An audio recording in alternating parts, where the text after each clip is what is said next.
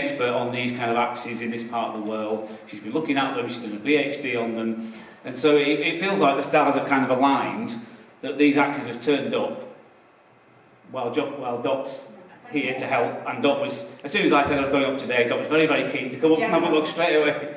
So what Jan's been doing, trying to get funding, obviously it's very tempting to try and say, let's go for an enormous grant and get £50,000 or £100,000 or whatever amount of money you could and go all crazy and do all kinds of things. But I think with Jan's been quite sensible in trying to start with smaller amounts of money, smaller amounts of things to do, smaller projects and build it up. But the trouble is when we do it like that, it's like, where's worth looking? Well, I mean, there's that field, there's that field, there's that field, there's that one over there, there's that hill up there.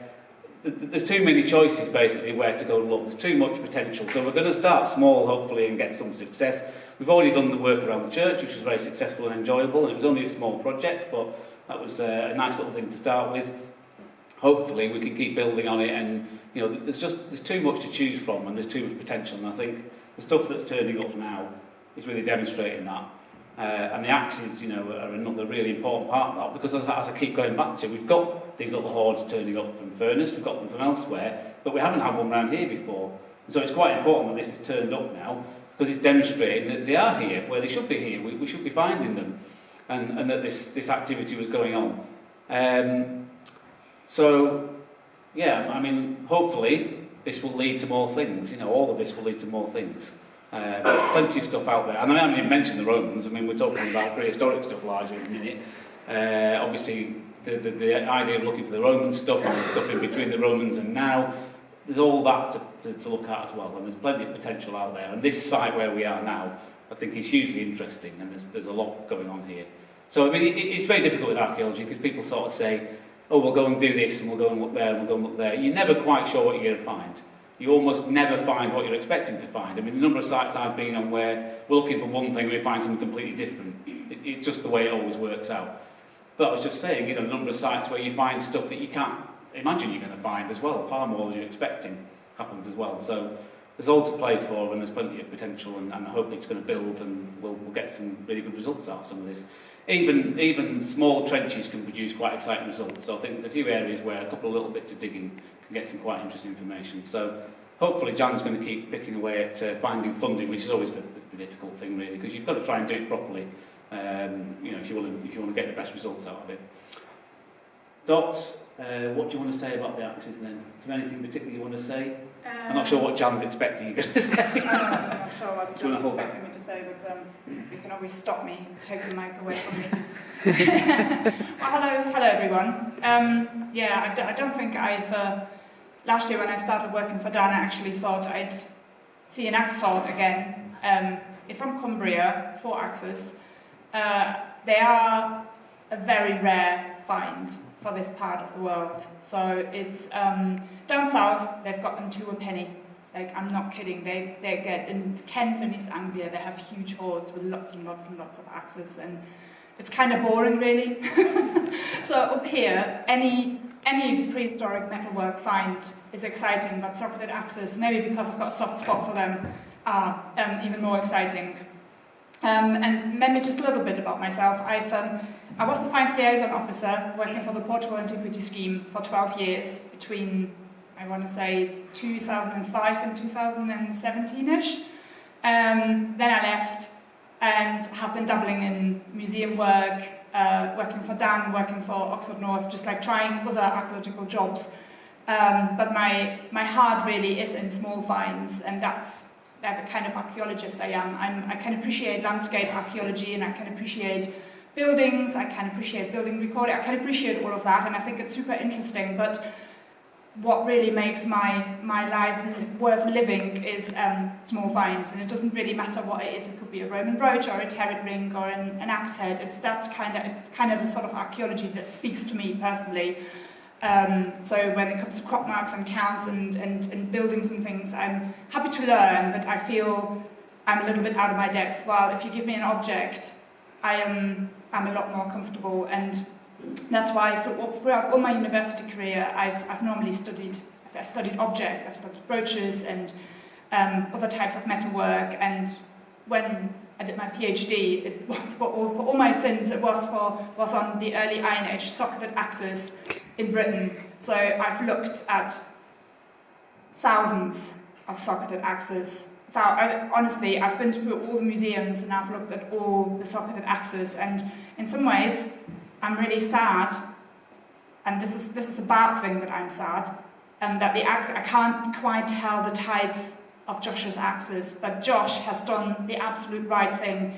He found them, he recorded where he found them, and he didn't do anything to them. If you've had the pleasure of having a quick look at the axes earlier, you'll see that one of them actually has like other items of metalwork stuffed in the socket, and even though it would be very rare to find something like wood or any organic material in the socket, these hoards, socketed axe hoards, it's normally just the axe heads. It's not entire axes being buried, so you wouldn't have parts of hafts with it. But we don't know that. At the moment, the three other axes are full of what we think is soil, and one of them definitely has metalwork, bits of metalwork stuffed in the socket coming out.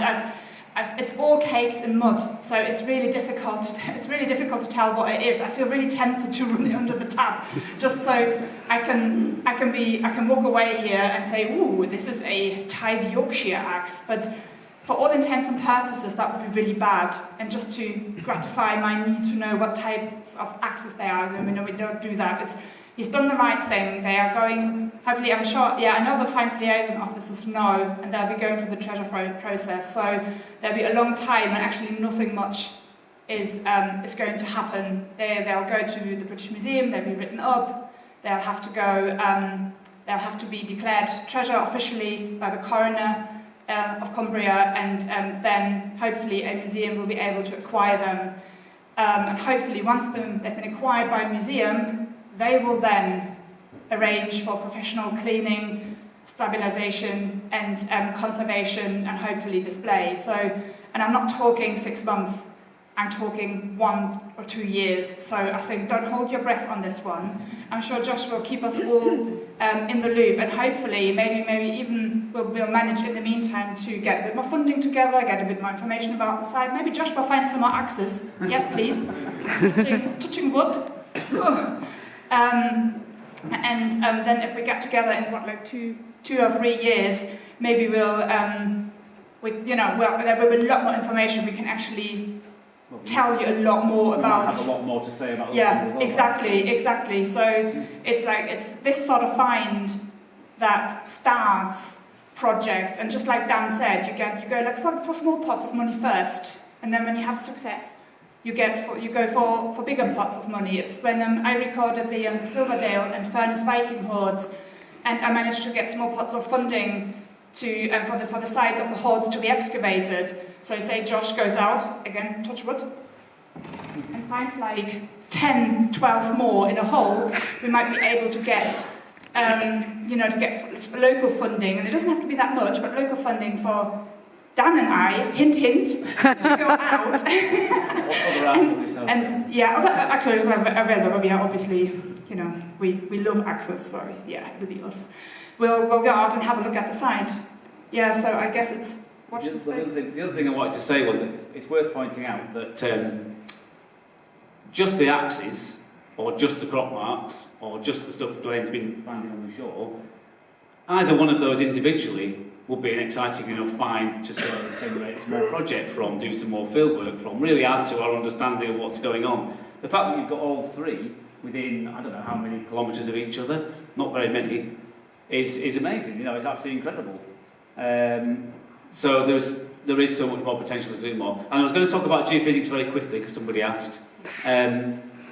The main technique that people tend to use is what's called magnetometry, and basically they go with these things. It's a bit like this shape actually, with probes on the bottom, and they put them in the ground, and it sends a magnetic signal through the soil. And because different soil produces different signals, you get a reading that shows where the different types of soil are, and over a large area it plots out features and things. It's not very good for finding objects because it tends to ping every single piece of metal as a signal, like a little dot. So a bronze axe head will get the same signal as a cam pull or a tractor part or a dropped watch. They would all give the same signal basically. And the other thing about crop marks, again, go on Google Maps. There was a load of pictures taken in about 2018 when we had a very dry summer, and it showed up a phenomenal range of crop marks all the way up the west coast from Furness all the way up to sort of Sellafield and beyond. And if you look, there's loads of stuff around there. God knows what they all are. Everything from Neolithic stuff to much later things. And again, just briefly, the way they're formed is if you dig a ditch in the ground and then it fills up with softer soil, the crops grow at a different rate, and when it's dry, the crops with the ditch underneath them tend to grow longer because they've got more water, so they come out, they show greener basically, so they look a greener and more lush crop than everything around them. Alternatively, if there's a wall, crops growing on top of walls tend to be stunted because there's not enough water, so they tend to look yellower.